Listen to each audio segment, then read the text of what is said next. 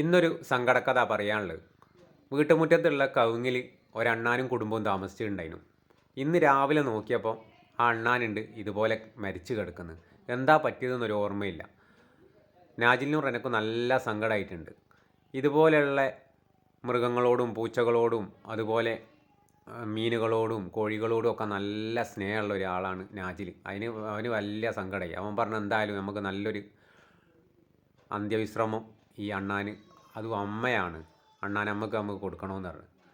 അങ്ങനെ അവന് വായൻ്റെലയൊക്കെ എടുത്ത് കുഴി കുത്തി വായൻ്റെലയൊക്കെ അതിൽ വെച്ചിട്ട് പട്ടുമെത്ത പോലെ ആക്കിയിട്ട് അതിൻ്റെ മുകളിലാണ് അണ്ണാനെ അമ്മയെ വെച്ചത്.